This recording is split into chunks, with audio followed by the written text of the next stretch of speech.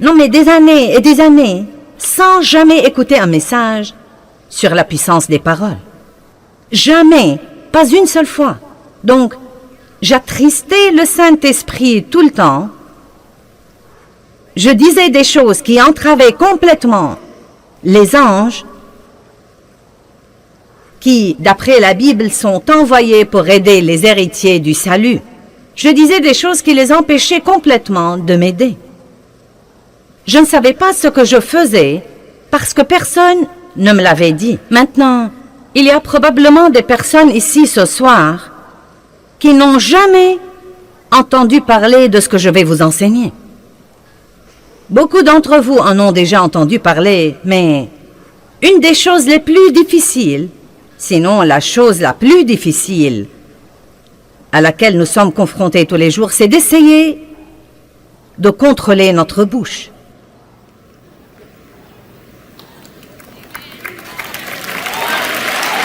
En fait, la Bible dit que nul ne peut dompter la langue à part le Saint-Esprit. C'est lui qui le fait. Cela ne veut pas dire que le Saint-Esprit va la dompter à notre place, mais que nous devons prier régulièrement et demander l'aide de Dieu là-dessus. Et si vous lisez les psaumes, vous verrez que le roi David faisait ça tout le temps. Il faisait des confessions concernant sa bouche et ses paroles et demandait toujours à Dieu de l'aider. Que les paroles de ma bouche et les réflexions de mon cœur te soient agréables. Mais une garde à ma bouche, ô Dieu, de peur que je ne pêche contre toi par ma langue. Il y a toutes sortes de versets comme quoi vous devez prier et demander tous les jours à Dieu de vous aider à prononcer les paroles de la vie partout où que vous alliez et non pas celles de la mort. Amen. L'autre chose qui arrive quand nous comptons sur le Saint-Esprit pour dompter notre langue, sachant qu'il ne va pas le faire à notre place, je crois que le Saint-Esprit nous le rappellera. L'Évangile de Jean nous dit que le Saint-Esprit nous rappellera des choses. Donc, si vous êtes comme moi, et je suis sûr que nous nous ressemblons tous à bien des égards, vous dites des choses et vous les regrettez, vous savez. Mais si vous vous fiez à Dieu pour vous aider, quand vous dites des choses que vous ne devriez pas dire, vous commencez à avoir une conviction là-dedans que vous devez vraiment, faute d'une autre façon de le dire, vous taire. Amen. Et je vais enseigner là-dessus tout le week-end. Vous dites, tu vas enseigner tout le week-end sur la bouche. Croyez-moi, il y a beaucoup de choses à dire là-dessus. Nous ne manquerons pas d'informations et je ne crois pas que vous allez vous ennuyer. Mais si aucun de vous n'a besoin de ce message, je me le prêcherai à moi-même parce que j'en ai besoin. Le don que Dieu m'a donné est dans ma bouche, mais elle a aussi été mon plus grand problème dans la vie. Et ce n'est pas du tout rare. Donc, nous allons intituler ce message « Les paroles contiennent de la puissance », de même que ce genre ici contient de l'eau ce soir. Les paroles que nous parlons contiennent de la puissance en elles. Et je veux que vous compreniez ça. Chaque parole qui sort de votre bouche a de la puissance en elle. Une puissance créative ou destructive. Une puissance positive ou négative. La plupart de nous connaissent Proverbe 18, 21 qui dit « La mort et la vie dépendent de la langue ». Maintenant, c'est un verset sensationnel. La mort et la vie dépendent de la langue. Je crois que je dois faire attention à mes téléspectateurs en ce moment et m'assurer que vous m'aviez bien entendu. La mort et la vie dépendent de la langue. Amen.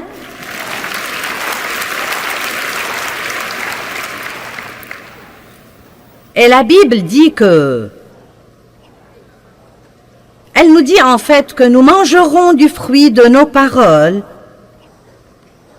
soit pour la vie, soit pour la mort.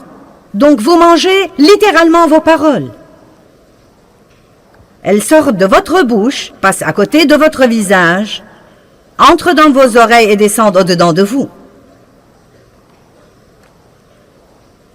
Donc nos paroles affectent non seulement les autres, mais elles nous affectent également. Maintenant, Je crois que nous sommes tous assez intelligents pour comprendre que nous pouvons soit dire quelque chose à quelqu'un qui le rende heureux, soit qui le rende malheureux. Vous comprenez ça, n'est-ce pas?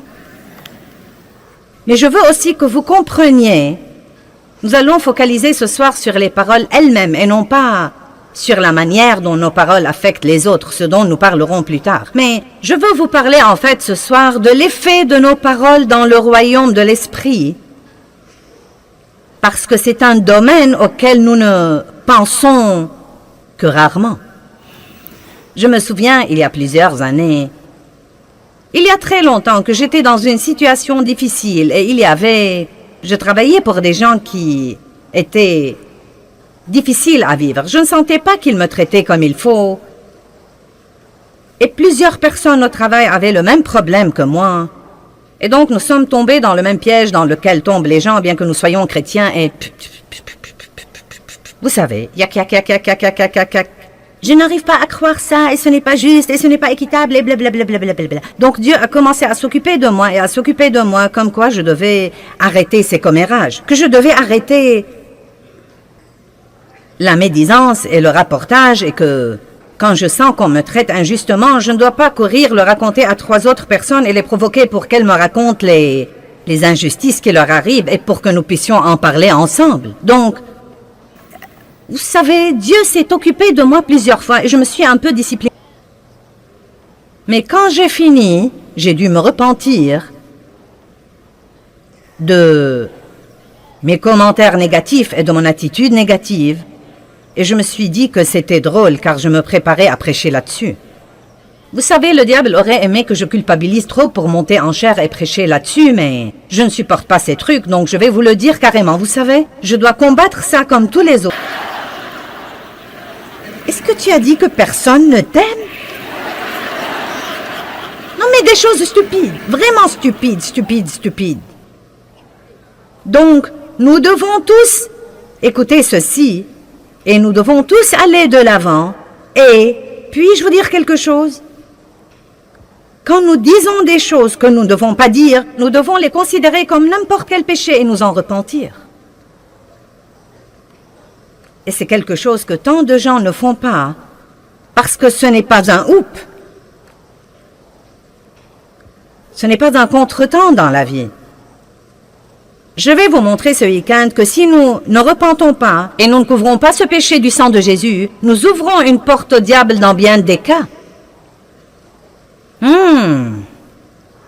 Les paroles ont de la puissance dans le royaume de l'esprit. De l'esprit. Vous savez, les paroles sont intéressantes. Vous savez, Jésus a dit, mes paroles, elles sont esprit et elles sont vie.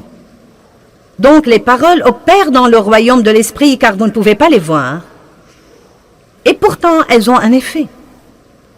Quelqu'un vous dit quelque chose et cela vous affecte de l'intérieur. Cela peut soit vous élever, soit vous démolir. Il y a des milliers de gens dans ce bâtiment et vous êtes tous comme ça. Pourquoi êtes-vous venus ici? Pour m'écouter parler? Pourquoi? Parce que je dis à haute voix les paroles de Dieu et vous avez vous-même expérimenté le plus grand don que nous ayons. Et que vous le sachiez ou non, vous avez déjà écouté beaucoup de la parole ce soir. Nous avons chanté la parole, nous avons exhorté avec la parole. Même quand je vous ai parlé de notre matériel spirituel, j'ai dit que ce matériel contenait la parole pour que vous puissiez le prendre chez vous sur une bande et continuer à être élevé et changé. La Bible nous dit que Dieu a un bon plan pour votre vie, mais que votre pensée doit être complètement renouvelée par la parole de Dieu pour voir ce plan se réaliser. Je rends grâce à Dieu pour sa parole. 2 Corinthiens 3, 18 dit, « Si vous demeurez dans ma parole, vous serez transformés et changés en l'image de Dieu, de gloire en gloire en gloire. » Jésus dit, « Si vous demeurez dans ma parole, vous connaîtrez la vérité, et la vérité vous affranchira et vous libérera. » Il y a tant de merveilleuses promesses. Mais je vous encourage à prendre l'habitude de remercier Dieu pour les anges qu'il vous a assignés, pour vous aider, mais certains de vos anges sont extrêmement ennuyés. Ils aimeraient vraiment que vous les laissiez faire leur travaillent et que vous leur donniez quelque chose pour qu'ils puissent travailler et que vous arrêtiez de les entraver à tout bout de champ. Maintenant,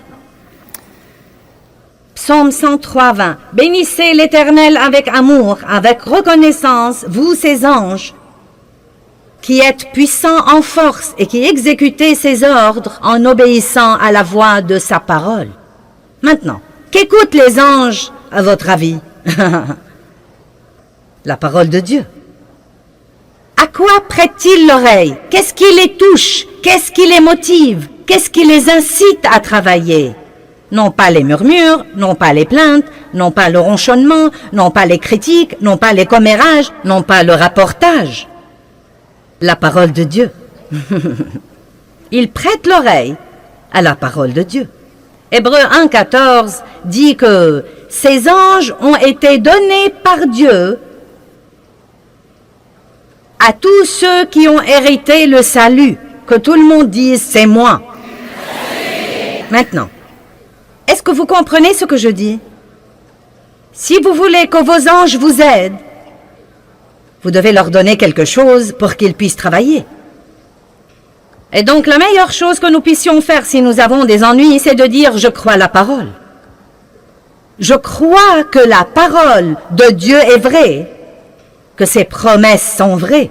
Vous devez connaître assez de la parole pour pouvoir dire « Dieu a dit ». Dites quelque chose de la parole qui s'applique à votre situation. Je ne dois pas craindre parce que Dieu est avec moi. Ou bien, selon le cas, Dieu pourvoira à tous mes besoins selon ses richesses en gloire par le Christ. Et non pas si vous perdez votre travail. Oh, j'ai perdu mon travail, que vais-je faire? Tous mes espoirs sont anéantis, je suis sans le sou, je ne sais pas ce que je vais devenir, je n'aurai jamais pu travailler. Vous pourriez donc essayer de dire quelque chose comme « Bien, j'ai perdu mon travail ». Cela ne me transporte pas de joie, mais je crois que Dieu a un meilleur travail pour moi. Et je crois que quand je sortirai chercher du travail, j'aurai la grâce du Seigneur partout où que j'aille. Je me fie complètement à Dieu, j'ai des anges. Seigneur, libère-les et laisse-les ouvrir des portes pour moi en ce moment. Ces anges seront heureux parce qu'ils pourront vous aider et travailler pour vous. Amen. Maintenant, je vais vous le dire en avance. Je n'ai pas vu ça, mais je crois l'homme qui l'a raconté, car je ne pense pas qu'il savait assez pour l'inventer. Un homme est venu à une de mes réunions à Phoenix avec sa femme. Il n'était pas croyant. Il est venu, c'était son cadeau d'anniversaire à sa femme. Il l'a amené, il est venu avec elle, et pendant la louange et l'adoration, elle a dit qu'il a commencé à sangloter. Et elle lui a dit, « Qu'est-ce qui te prend? » Il lui a dit, « Tu n'as pas vu ça? Tu n'as pas vu ça? » Et elle lui a dit, « De quoi parles-tu précisément? » Il a dit, « De toute façon, l'histoire ressemble à ça. Je portais du blanc ce soir-là, et quand je suis sortie... » Écoutez, maintenant... Quand je suis sortie, a-t-il dit, tous ces hommes très grands sont en fait sortis avec moi et ils étaient tous vêtus en blanc également. Il a dit, je n'y ai pas trop pensé, j'ai cru que c'était la chorale. Et donc il a dit, quand Joyce est montée en chair pour prêcher, pour dire quelque chose, chaque fois qu'elle venait dire quelque chose, tous ces types la suivaient et venaient et formaient un demi-cercle autour d'elle. Mais il a dit qu'il retirait ses épées et qu'ils étaient au garde à vous.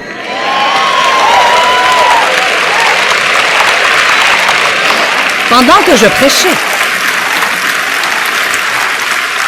Eh bien, ce type a été sauvé. Je le dis sans aucun doute. Et comme je l'ai déjà dit, je ne sais pas ce que vous en pensez, mais ça avait un effet spectaculaire sur ce type. Et je me suis dit, « Waouh!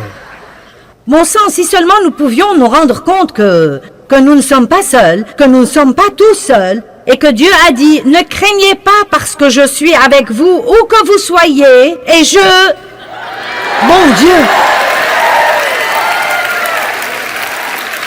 Que Que dit-il là? Écoutez. Écoutez avec soin, car il ordonnera à tous ses anges de t'accompagner et de te défendre et de te garder dans toutes tes voies d'obéissance et de service. Et ils te porteront sur les mains de peur que ton pied ne heurte contre une pierre. Tu marcheras sur le lion et sur l'aspi et tu fouleras le lionceau et le dragon. Wow! Mais n'oublions pas le psaume 103, 20. Il prête l'oreille à la parole. Nos paroles ont donc un effet dans le royaume de l'esprit. Philippiens 2 dit, travaillez à votre salut avec crainte et tremblement. C'est dans Philippiens 2, 12 et 13. Travaillez à votre salut avec crainte et tremblement. Travaillez à, et non pas travailler pour. Travaillez à votre salut avec crainte et tremblement. Puis il dit, non pas par votre force, mais Dieu vous aidera à le faire. Maintenant, cela veut vraiment dire que quand nous sommes régénérés, Dieu vient demeurer au-dedans de nous, et une graine de tout ce que Dieu a pour nous est mise au-dedans de nous. Cette graine est l'Esprit de Dieu. Jésus-Christ vient vivre en nous. Bien, maintenant, nous avons beaucoup de bonnes choses en nous. Savez-vous que chacun de nous qui avons accès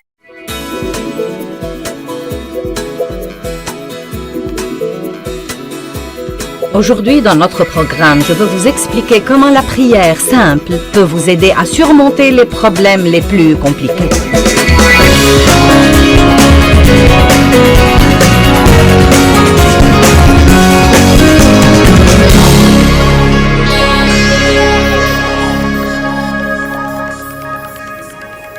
Ce qui compte dans la prière, c'est la sincérité du cœur. La Bible nous enseigne que Dieu prête attention à la prière simple et fervente. Mais écoutez, la prière fervente n'est pas nécessairement retentissante ou longue. C'est la prière passionnée, la prière que vous priez de tout votre cœur. C'est la prière où le cœur y est. En fait, j'ai traversé une période de temps avec Dieu où il m'a défié de lui demander ce que je voulais et ce dont j'avais besoin en aussi peu de paroles que possible. Et c'était vraiment difficile parce que nous avons du mal à dire, par exemple, si nous faisons quelque chose de mauvais, « Dieu, je sais que c'était mauvais, je l'admets, et je te demande de me pardonner. » Merci, Seigneur. Amen. Nous avons du mal à faire ça. « Oh Dieu, j'ai besoin que tu me pardonnes. Dieu, pardonne-moi. Oh Dieu, pardonne-moi s'il te plaît. Oh Dieu, tu dois me pardonner. Dieu, je suis si désolé. Dieu, je ne recommencerai jamais, s'il te plaît. » Et à dire vrai, je crois parfois que nous essayons de nous impressionner, si vous voulez la vérité. Je ne crois même pas que nous parlons à Dieu. Nous essayons de nous impressionner par l'étendue de notre spiritualité. Je suis stupéfiée par les gens qui, quand ils prient, changent complètement de voix. Ils deviennent complètement comme ça. « Oh, toi !»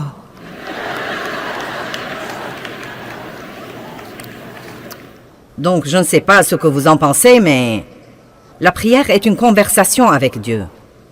C'est demander à Dieu de répondre à vos besoins ou aux besoins de quelqu'un d'autre. C'est le louer, c'est le remercier, c'est l'adorer. C'est lui confier des choses et lui consacrer des choses. C'est beaucoup de choses merveilleuses qui devraient faire partie de la vie de tous les jours. Tout comme la respiration. La prière devrait être comme la respiration. Ne pas prier est un péché. La pire chose qui puisse arriver si vous ne priez pas, c'est rien. En d'autres termes, si vous ne priez pas, rien n'arrivera. Eh bien, quelles sont certaines des raisons pour lesquelles la prière n'est pas exaucée? Tout d'abord, je ne sais pas si nous pouvons dire qu'une prière n'est pas exaucée. En fait, Dieu ne dit pas toujours oui. Vous savez, Dieu dit parfois, pas maintenant. J'ai en fait entendu des gens dire que Dieu ne dit pas non, mais je ne crois pas ça. Si je demande quelque chose qui n'est pas la volonté de Dieu, il me dira non. Sinon, je croirais qu'il ne m'aime pas. Parfois, il dit attends. Parfois, il dit oui. Et parfois, il dit non. Mais une des choses que nous devons comprendre, c'est que quoi qu'il dise, ce qu'il dit est toujours juste. Et si Dieu dit « attends », c'est que c'est mieux pour moi d'attendre. Quel que soit ce que ça me fait mal, quel que soit ce que j'en pense, il y a une certaine raison pour laquelle ce n'est pas bon ou ce n'est pas mieux pour moi d'avoir cette chose maintenant. Si Dieu dit non, il n'essaye pas de me cacher des choses, il n'essaye pas de m'empêcher d'avoir quelque chose que je veux. Il a simplement quelque chose de meilleur en tête et je ne suis pas assez intelligente pour savoir comment le demander. Donc je suis reconnaissante que Dieu me donne ce qu'il sait que je devrais avoir. Et laissez-moi vous dire quelque chose, bien-aimé. Quand vous arrivez au point où vous pouvez faire confiance à Dieu dans ces choses-là, ce que la vie peut devenir douce. Car vous n'êtes plus obligé de lutter avec les choses tout le temps. Vous savez ce qui nous contrarie? Essayez de faire que quelque chose se produise, que seul Dieu peut en fait produire. Allez, comprenez ça ce soir. Essayez de faire que quelque chose se produise que seul Dieu peut produire. Puis-je vous dire quelque chose? Vous ne pouvez pas changer les membres de votre famille. Bulletin, flash, flash du ciel. Vous ne pouvez pas changer les membres de votre famille. Vous pouvez leur donner l'exemple. Et à dire vrai, si nous faisons un petit effort pour donner l'exemple un peu plus, et si nous fermons notre bouche un peu plus, et si nous arrêtons de dire à tout le monde ce qu'ils devraient faire, eh bien, c'est encore tôt et je prêche bien déjà.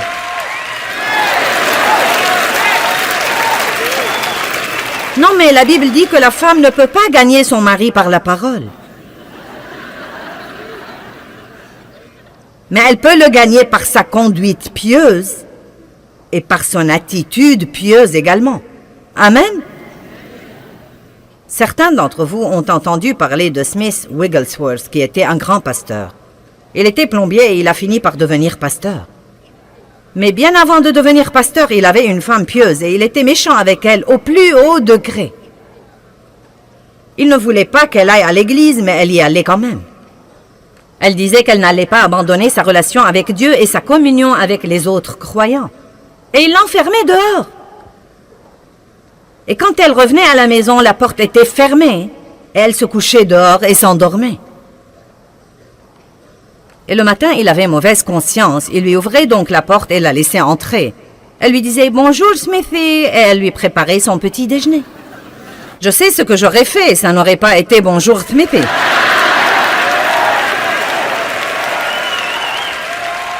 Mais d'un autre côté, si j'étais mariée à cet homme, il serait resté plombier et ne serait jamais devenu grand pasteur. Mais elle lui donnait l'exemple dont nous avons parlé. Et elle a continué à être tellement gentille avec son mari qu'il a fini par être sauvé et radicalement rempli du Saint-Esprit et par devenir un des plus grands prédicateurs renommés que l'Église a connus. Laissez-moi donc répéter. Vous ne pouvez pas changer les membres de votre famille, mais vous pouvez prier pour eux. Et si vous priez, vous ouvrez la porte à Dieu pour travailler. Si nous essayons de faire les choses sans faire intervenir Dieu, cela empêche littéralement Dieu de travailler parce que nous sommes les associés de Dieu. Et nous ne devons pas exécuter nos plans et nous attendre à ce que Dieu les bénisse ensuite. Nous devons passer un temps avec Dieu et apprendre ce qu'il veut faire et suivre son exemple. Vous ne pouvez obliger personne à aimer Dieu. Aussi ardemment que vous vouliez que vos bien-aimés soient sauvés, vous ne pouvez pas les obliger à aimer Dieu. Oh, si seulement je pouvais. Si seulement je pouvais ouvrir les cœurs des gens et les remplir de l'amour de Dieu et les refermer et les libérer. Vous savez, quand vous connaissez la vie que quelqu'un pourrait avoir et que vous le voyez faire des erreurs et détruire sa vie, non mais vous voudrez juste... Mais vous ne pouvez obliger personne à aimer Dieu. Et quand j'ai finalement compris ça, ça m'a délivré d'une grande pression. On n'oblige personne à aimer Dieu. Chacun de nous doit faire son choix personnel. Et là encore, je crois vraiment, oui, nous sommes tous appelés à prêcher aux autres, et nous sommes appelés à partager notre foi avec eux. Mais je crois parfois, à dire vrai, que nous prêchons trop, et que nous ne sommes pas le bon exemple que nous sommes censés être. Je crois que nous devons parfois être un meilleur exemple. Et donc, si nous croyons à la puissance de la prière et que nous commençons vraiment à prier pour les choses pour lesquelles nous peinons et nous travaillons, nous pourrons nous détendre et jouir de notre vie pendant que Dieu travaille. Vous voyez, je suis arrivée au point où je crois vraiment que Dieu travaillera si je prie. Je le crois parce que j'ai prié pour vous. J'ai prié toute la semaine et j'ai prié pour des choses très spécifiques aujourd'hui. J'ai prié dans la chambre du fond avant de venir ici. Et j'ai prié Dieu de faire quelque chose en vous.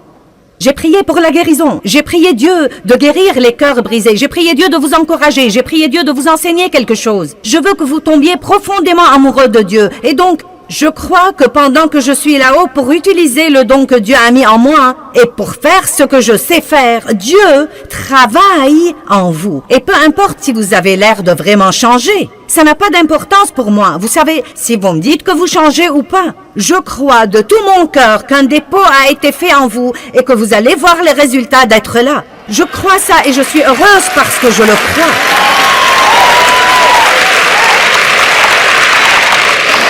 Je suis heureuse au plus haut degré, car je crois en ce moment que je suis au milieu de la volonté de Dieu. Et je crois que ce que je le fais de mon mieux. Et je crois que la parole de Dieu va avoir un effet sur vous. Savez-vous quand j'étais malheureuse?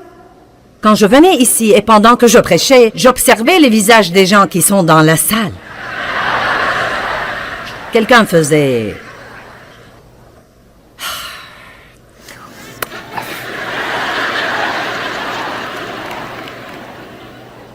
Ou quelques-uns se levaient et quittaient au milieu de mon sermon, et je me disais, oh mince alors, c'est terrible. C'est horrible, j'ai le mauvais message. Non. Vous devez croire que Dieu travaille quand vous priez. Je suis maintenant arrivée au point où si quelqu'un quitte quand je prêche, je me dis, tu rates un bon message. Non, mais vous devez avoir un peu de confiance. Arrêtez de laisser vos circonstances vous gouverner. Puis-je vous dire quelque chose? Regardez-moi. Vous n'avez pas assez de temps à perdre sur cette terre à être malheureux. Bonjour. J'ai dit que nous n'avions pas assez de temps à perdre sur cette terre à être malheureux. Et vous savez, quand vous avez 13 ou 14 ou 20 ou 25 ans, vous croyez que vous avez du temps à perdre. Mais quand vous commencez à avoir 50 et 60 et 61 et 62 et 63 et Dave a 66 ans... Quand vous vieillissez comme ça, quand vous prenez de l'âge... Non, sérieusement, vous savez quoi? Plus vous vivez, plus vous réalisez que vous n'avez plus de temps à perdre. Je ne vais plus gaspiller mes jours à être fâché désormais. Vous m'offensez, je prie pour vous. Vous me blessez, je prie quand même pour vous. Je ne vais plus vivre malheureuse désormais. Vous m'entendez? J'ai dit que je n'allais plus vivre malheureuse désormais. Et vous devez vous-même être aussi intransigeant sur ce point. Vous devez croire à la puissance de la prière et arrêter d'essayer de faire quelque chose à propos de quelque chose pour lequel vous ne pouvez rien faire. Arrêtez d'essayer de vous débarrasser de choses dont Dieu seul peut vous débarrasser. Et n'essayez plus d'avoir toutes ces choses que vous n'allez jamais avoir, à moins que Dieu ne décide de vous les donner. Voici donc ce que je dis. Si vous voulez une chose, demandez-la à Dieu. S'il ne vous la donne pas, sachez qu'il a quelque chose de mieux en tête, ou que ce n'est pas le bon moment. Ne piquez pas une crise là-dessus. Si vous ne l'avez pas quand vous croyez que vous devez l'avoir, dites « elle viendra ». Elle fait son chemin. Le seul moyen de recevoir quoi que ce soit de Dieu, c'est de le croire d'abord par la foi et ensuite vous le verrez se réaliser. Vous savez qu'est-ce que la foi? La foi, c'est croire en l'invisible. C'est ce que c'est que la foi. La foi, c'est croire en ce que vous ne pouvez pas voir. Si vous pouvez le voir, vous n'avez pas besoin de foi. Les raisons pour lesquelles une prière n'est pas exaucée. Eh bien, tout d'abord, les gens ne prient pas. C'est la première grande raison. Allez à Jacques 4:2. Vous apprendrez à libérer des choses par la prière. Non, mais vous aurez tellement de foi dans votre vie de prière au moment où vous partez d'ici que vous saurez que votre première solution à toutes les choses exaspérantes dans la vie est juste de prier là-dessus. Et non pas de prier là-dessus et de vous inquiéter et de potiner. De prier là-dessus et de faire une confession négative. Bonjour. Vous savez, je crois que Jacques chapitre 4 nous enseigne beaucoup de choses. Verset 1, d'où viennent les luttes? Les luttes, c'est tout ce bouleversement que nous avons. Exaspéré, énervé, dérangé. D'où viennent les luttes et comment est-ce que les conflits et les querelles surviennent parmi vous? Il dit, eh bien, ils surviennent de vos désirs qui combattent toujours dans vos membres physiques. En d'autres termes, il dit, les luttes surviennent à cause des trucs que vous voulez. Vous êtes jaloux, vous convoitez ce qu'ont les autres. Vos désirs ne sont pas réalisés et vous devenez des meurtriers car détester, c'est assassiner en ce qui concerne vos cœurs. Waouh! Donc, qu'est-ce que ça dit de la jalousie? Vous êtes devenu très silencieux. Non, mais pensez-y. Nous ne sommes pas censés vouloir ce que quelqu'un d'autre a à tel point que nous lui en voulons de l'avoir. Et vous savez ce que j'ai finalement découvert et qui m'a finalement beaucoup soulagée? Pendant longtemps, je ne pouvais pas comprendre pourquoi les gens avaient toujours à redire de n'importe quelle belle chose que j'avais. Quand vous êtes exposé à l'opinion publique, tout le monde se mêle de vos affaires. Et si vous avez une belle voiture, quelqu'un dira « Je ne crois pas que tu dois la conduire. » Si vous faites ceci, je ne crois pas. Mince alors, tu as vu la tenue qu'elle portait? Vous savez ce que j'ai finalement compris? Ils s'en fichent pas mal de ce que je l'ai. Ils sont jaloux car ils ne l'ont pas.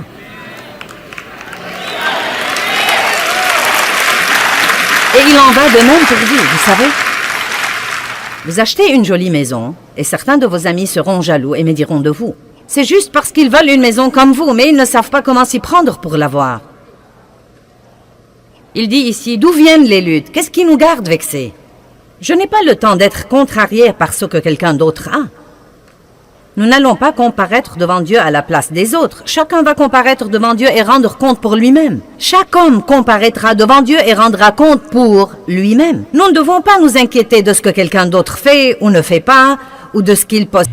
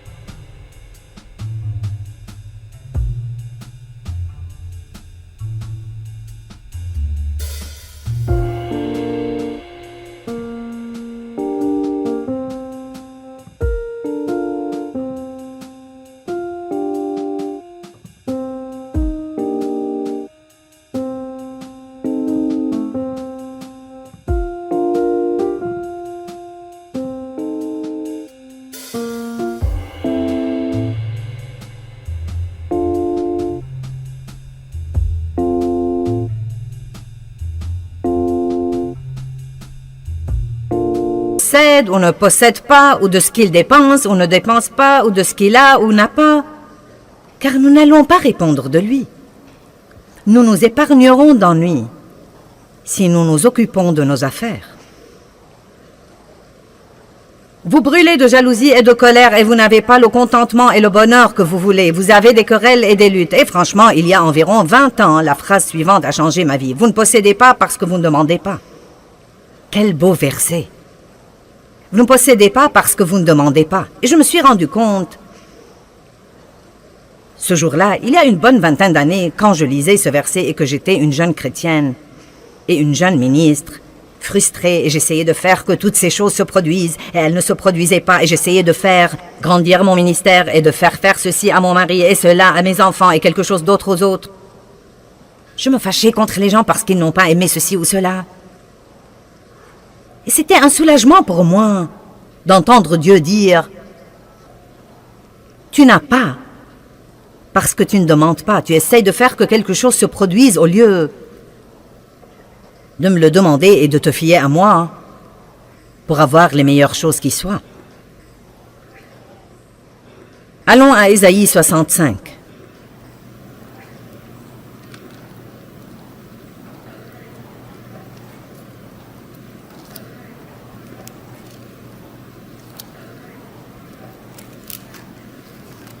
Versets 1 et 2. Je crois que ce sont des versets plutôt tristes. Il dit, j'étais prêt à être recherché de ceux qui ne demandent pas. Vous voyez le tableau où Dieu attend que quelqu'un lui demande? J'étais prêt à être recherché de ceux qui ne demandent pas. J'étais prêt à être trouvé par ceux qui ne me cherchent pas. J'ai dit, me voici, me voici. Dit le je suis à une nation Israël qui ne s'appelait pas de mon nom. J'ai tendu mes mains tous les jours vers un peuple rebelle qui marche dans une voie mauvaise au gré de ses pensées. C'est triste. Vous voyez le tableau où Dieu dit, comme Jésus a dit dans Matthieu 11, « Venez à moi, vous tous qui êtes fatigués et chargés. » Si vous êtes inquiets, venez à moi. Si vous êtes stressés, venez à moi. Si vous êtes chargés, venez à moi. Si vous êtes blessés, venez à moi. Allez au trône et non pas au téléphone. Les gens à l'autre bout du fil ne savent pas ce qu'ils font eux-mêmes. Ils ne sont pas qualifiés pour résoudre vos problèmes.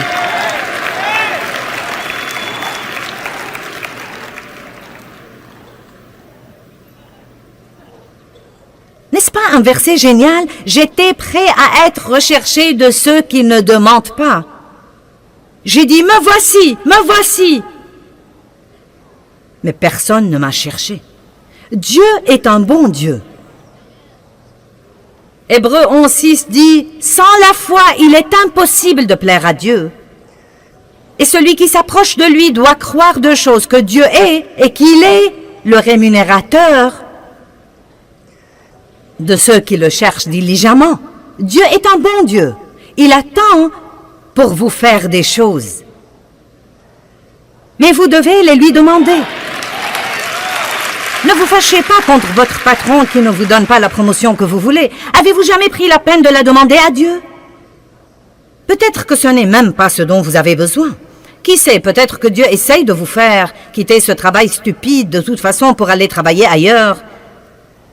Et vous craignez de ne pas pouvoir gagner autant d'argent ailleurs. Ça me surprend combien de gens mènent une vie qu'ils détestent parce qu'ils ont peur de faire quelque chose d'autre.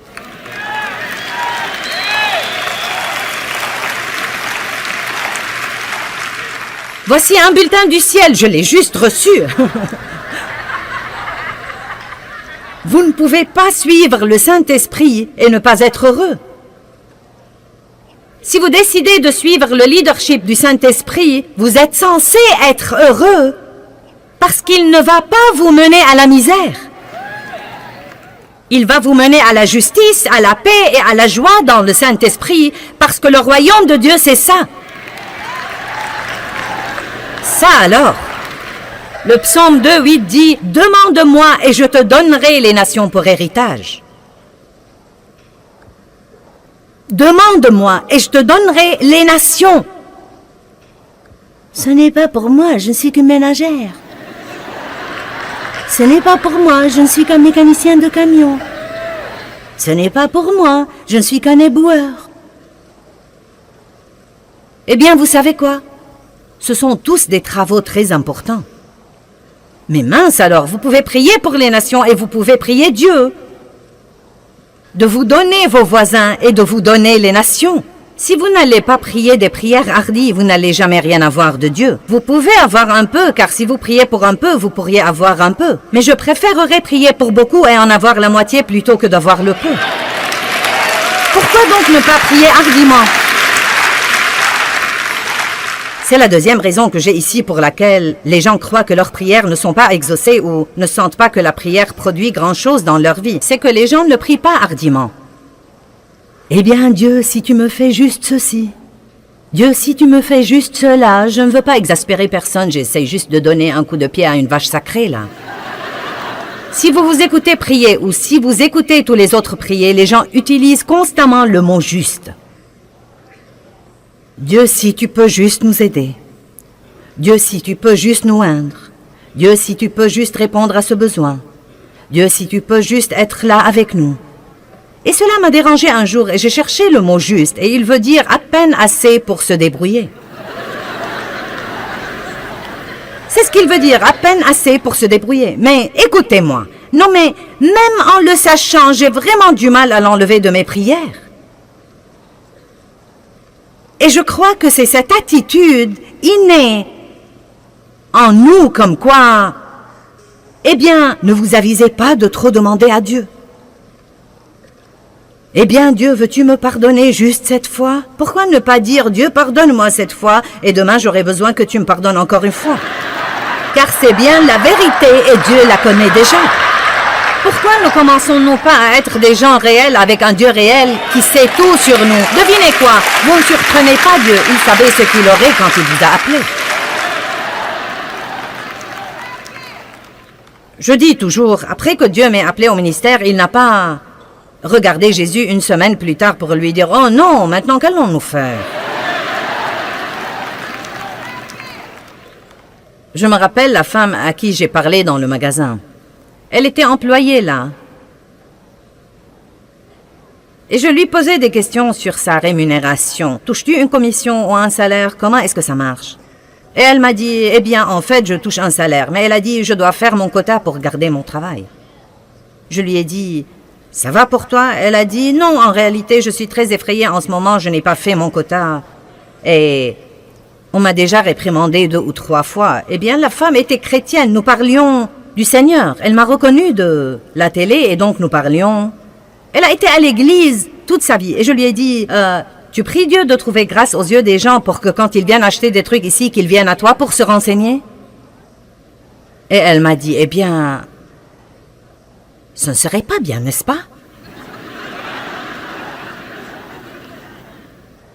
Elle a dit, c'est ce que la femme a dit. Et elle a été dans l'église toute sa vie. Ce n'est pas juste de prier pour l'argent. J'ai dit, en as-tu besoin? Et que les gens obtiennent et soient guidés par le Saint-Esprit. Il a dit le ministère au service de l'Esprit. Ce ministère spirituel qui est de faire que les hommes obtiennent et soient gouvernés par le Saint-Esprit sera bien plus glorieux encore que quand la loi a été donnée. Pensez à cela. C'est ce que je fais, et c'est la responsabilité de tout serviteur, d'enseigner aux gens toute la parole de Dieu, mais surtout enseigner aux gens comment vivre une vie où ils sont remplis du Saint-Esprit tout le temps, littéralement remplis du Saint-Esprit tout le temps. Et je veux encourager chacun d'entre vous aujourd'hui et chaque jour de votre vie à prier pour que vous soyez remplis jusqu'à déborder de la présence et de la puissance du Saint-Esprit. Le monde est dans un état désespéré et quand les gens sont autour d'un croyant, il doit y avoir un débordement qui sort de nos vies, qui fera une différence pour quelqu'un d'autre. Et je veux avoir ce débordement dans ma vie jusqu'au point où je n'ai pas nécessairement besoin de prêcher à quiconque, et je ne parle pas de comme je le fais maintenant, mais quand je vais à la pharmacie ou au supermarché, je veux que les gens sachent qu'il y a une différence dans ma vie. Et je crois que c'est ma responsabilité en tant que serviteur, d'enseigner tout le conseil de la parole de Dieu, mais particulièrement de savoir plus à propos du ministère du Saint-Esprit. Quand Jésus est monté aux cieux, il a dit « Ce sera en fait plus avantageux pour vous que je m'en aille, parce que si je m'en vais, je vous enverrai le Saint-Esprit. » Jésus ne pouvait être qu'à un seul endroit à la fois parce qu'il était dans un corps, mais le Saint-Esprit est dans nous tous et travaille à travers nous tous, tout le temps, à travers toute la terre. C'est pourquoi Jésus a dit, vous accomplirez les œuvres que je fais, vous en ferez même de plus grandes.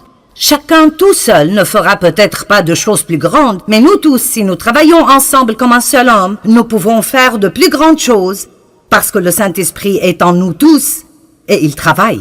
Donc nous voulons obtenir et être remplis de et guidés par le Saint-Esprit. Maintenant, être guidé par le Saint-Esprit est quelque chose de vraiment majeur. Et j'étais une chrétienne pour beaucoup d'années. Et même si j'aimais Dieu et j'allais à l'église régulièrement, je n'étais pas guidée par le Saint-Esprit. J'étais guidée par moi-même. J'étais guidée par Joyce et ce que je voulais faire, et cela s'appelle la chrétienté charnelle.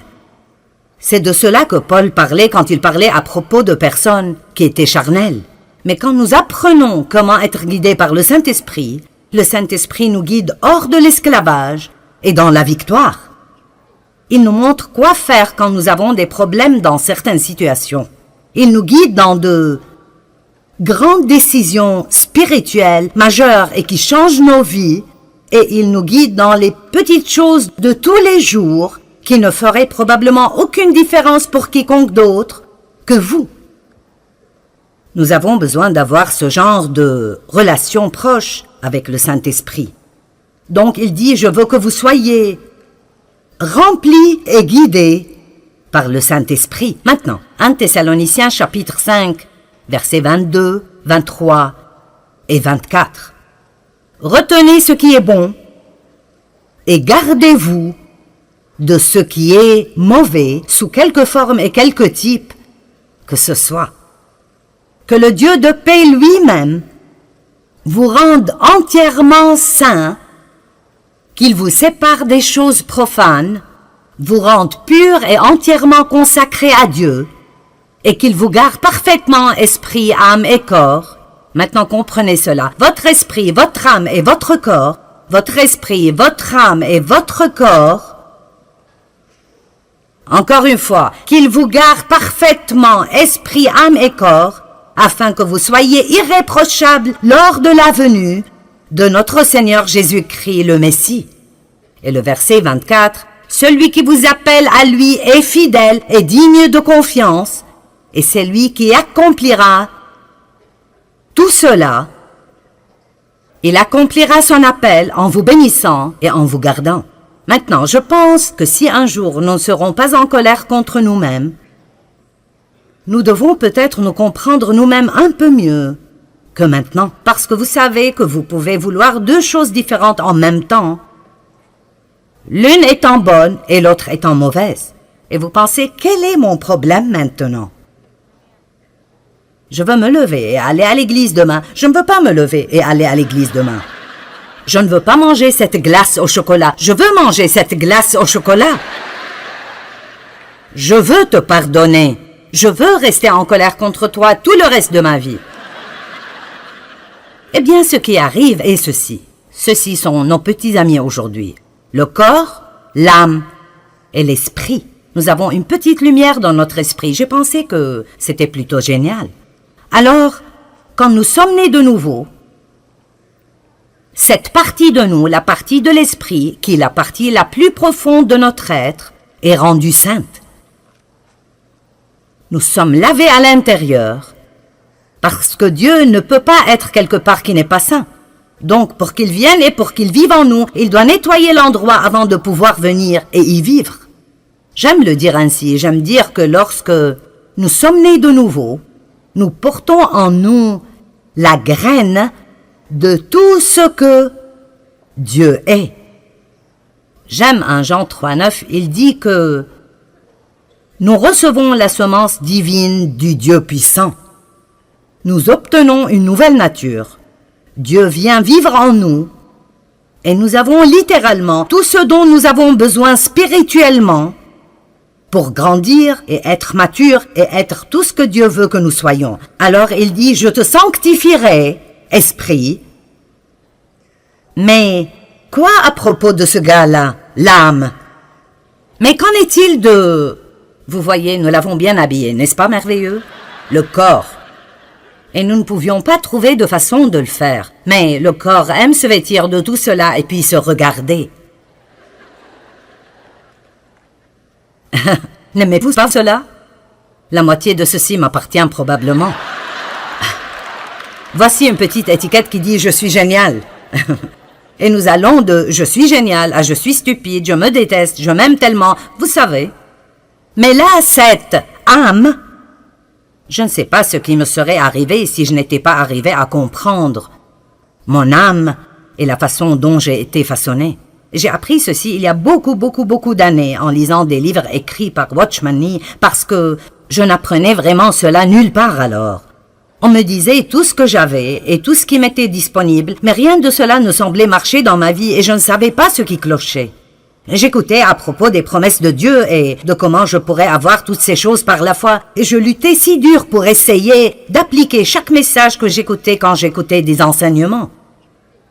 Et finalement, j'ai compris que ce dont la Bible dit que c'est à moi à la base est ce que j'ai en Christ. Mais si ça ne sort jamais de mon esprit, dans mon âme, et ne sort pas ultimement à travers mon corps jusqu'à là où les gens peuvent le voir, alors j'irai peut-être bien, mais je n'aiderai personne d'autre.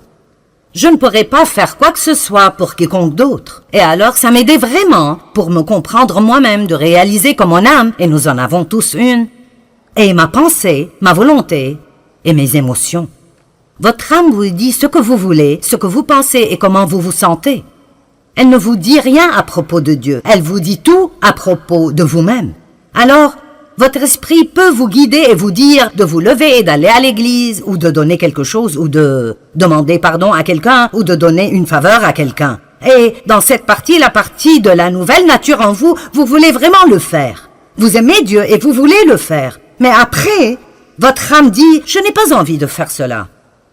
Je ne veux pas. Et franchement, je ne pense pas que c'est une bonne idée. Il n'était pas très gentil avec toi, pourquoi devrais-tu faire cela? Et alors tout le raisonnement commence à propos de pourquoi vous ne devez pas faire cela, et votre corps veut juste se reposer et faire la sieste, ou manger un beignet, ou quelque chose comme ça. Alors vous devez comprendre, votre corps n'est capable de faire que ce que vous l'entraînez à faire. Il ne peut faire rien d'autre, il est juste plutôt stupide, sauf si vous l'entraînez et le garder sous contrôle tout le temps. Ce n'est pas surprenant que Paul ait dit « Je traite durement mon corps ». Il n'a pas dit « Je nourris sûrement mon corps », il a dit « Je traite durement mon corps ». Ça sonne pareil, mais les mots sont bien différents. Alors, ça nous aide beaucoup de comprendre ceci. Paul a décrit ce même dilemme dans Romains chapitre 7. Et si vous lisez Romains 7 depuis le verset 15 jusqu'à la fin du chapitre, vous penserez « Il sait de quoi je parle ». Parce que Paul dit « Quel est mon problème? Ce que je veux faire, je ne le fais pas. Et ce que je ne veux pas faire, je le fais. » Et puis c'est comme s'il avait une conversation avec lui-même. Donc si je ne veux pas le faire, mais je le fais, ce n'est donc plus moi qui agis ainsi, mais ça doit être une autre loi spirituelle à l'œuvre dans mon corps qui me fait agir ainsi. Et puis il continue encore et elle dit finalement, « Qui me délivrera de ce corps de mort? Dieu soit loué, il le fera par Jésus-Christ. » Donc si nous revenons à 1 Thessaloniciens, il a dit, « Je vous sanctifierai corps, âme et esprit, je le ferai, j'accomplirai mon appel en vous sanctifiant. » Nous voyons que Jésus est le chef et le consommateur de la foi. La Bible nous enseigne dans Philippiens 1:6 que celui qui a commencé en vous cette bonne œuvre la rendra parfaite pour le jour de Jésus-Christ. Eh bien, si Dieu fera tout cela, et si j'ai été sauvé depuis 25 ans et je me suis toujours un désastre, si j'ai été sauvé depuis 25 ans et je suis toujours un désastre, j'essaierai de ce côté. Si j'ai été sauvé depuis 25 ans,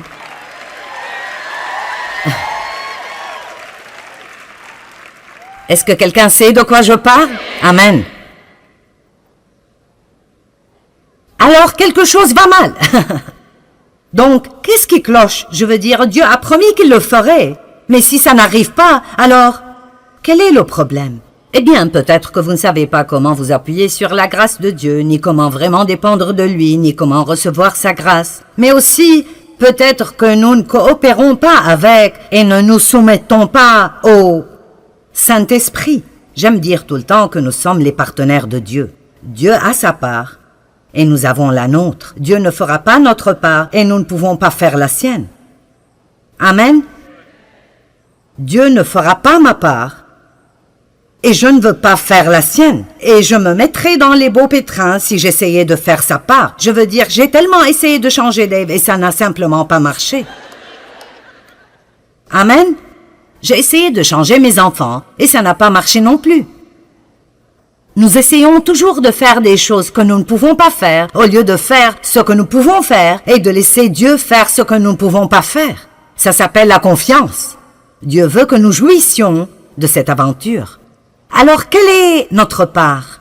Vous savez, je crois que notre part est d'apprendre à laisser le Saint-Esprit nous guider. Et quand nous sentons que l'Esprit Saint nous demande de faire ou de ne pas faire quelque chose, nous ne devons pas lutter contre cela. Nous devons simplement nous abandonner au Saint-Esprit. Nous avons simplement besoin de dire « D'accord, tu es plus intelligent que moi, Je suis passé par là 100 fois.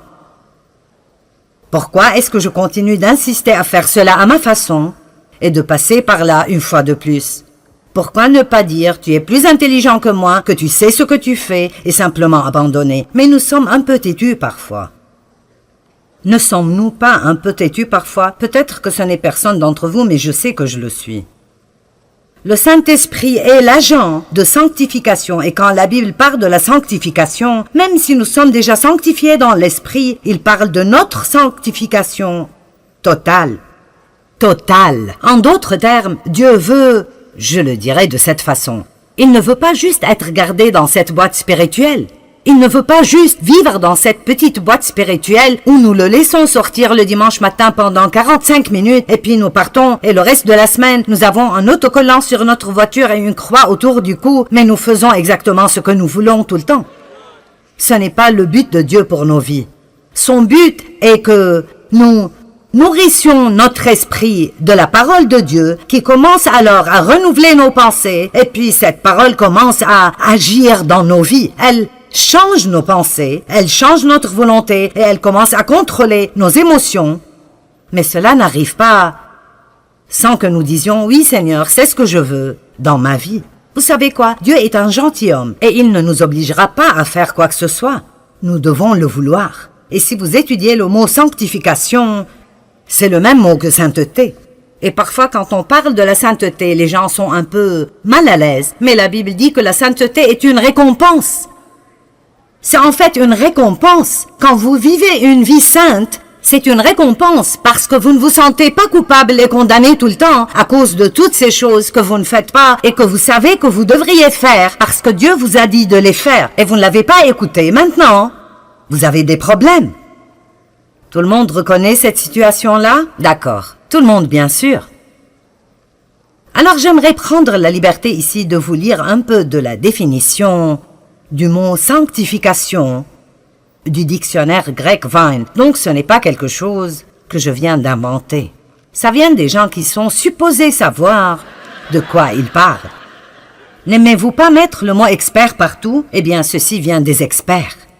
Donc la sanctification veut dire réservé pour Dieu. Donc la première question que je veux vous poser est: est-ce que vous croyez que vous êtes réservé pour Dieu? Vous ne vous appartenez pas, vous avez été acheté, d'après la Bible, acheté par quelque chose de précieux, le sang de Jésus-Christ. Et cette croix qui est en haut, je leur ai demandé de mettre ça là ce week-end, parce que je veux continuer à rappeler les gens du prix que Jésus a payé pour cette liberté que nous avons quand il a été cloué sur cette croix et a souffert et a saigné et est mort et a payé pour nos péchés. Amen. Et alors, je dois avoir un type de réponse à cela, différent de juste passer ma vie à faire ce que je veux faire. J'aime toujours dire que si Dieu n'avait besoin de nous pour rien, dès que nous sommes sauvés, il pourrait nous ravir d'ici et nous irions dans la gloire. Mais il a besoin de nous. Nous sommes les mains et les pieds, les yeux, les bras, la bouche, les oreilles de Jésus. Il appelle le monde à travers nous. Donc, mis à part pour Dieu.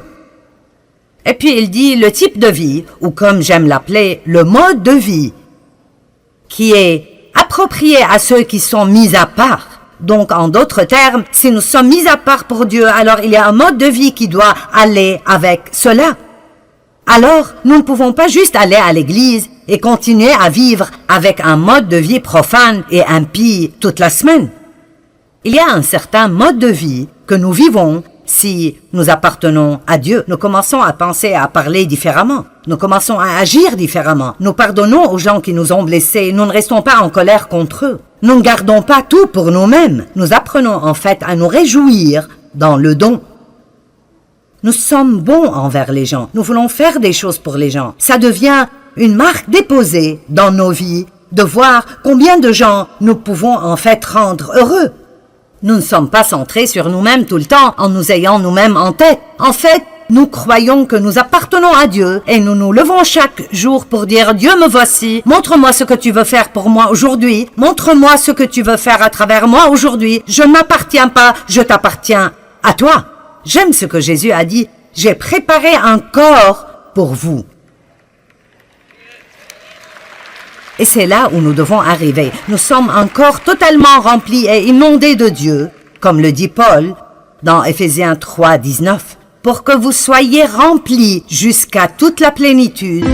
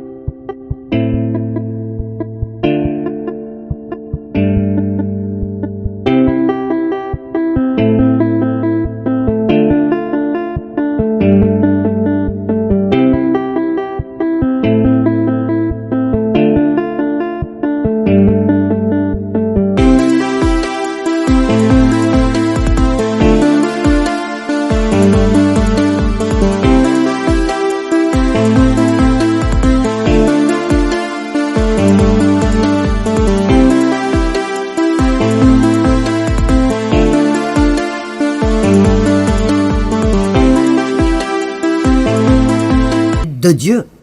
Je vous le dis, quand vous arrivez au point où vous n'essayez pas de faire ce que vous voulez tout le temps, la vie devient si merveilleuse. Elle est absolument merveilleuse. Combien de vous savent ce que les feux d'arrêt sont? Vous arrivez à un feu d'arrêt et si le feu est vert, vous pouvez y aller. Et si le feu est orange, c'est supposé signifier faites attention. Ce ne serait pas très sage d'y aller. Mais la plupart d'entre nous pensent juste que ça veut dire dépêche-toi et passe avant que le feu devienne rouge. Et donc, si c'est un feu rouge, ça veut dire « Stop !» Vous savez, je crois que dans notre relation avec le Saint-Esprit, nous avons aussi des feux verts, des feux oranges et des feux rouges. Et nous devons savoir quand c'est orange. Tu devrais faire attention à ce propos. Et quand nous obtenons ce vas-y, et nous entendons Dieu dire « Arrête-toi, ne fais pas ça. Si tu le fais, tu auras des problèmes. » Je veux que les choses marchent bien dans ma vie, pas vous? Donc, nous sommes sanctifiés. Nous sommes supposés vivre une vie qui convient à notre appel. Et après, cette définition est longue et elle dit beaucoup d'autres choses, mais j'aime cette partie. Elle dit « Cette sanctification doit être apprise de Dieu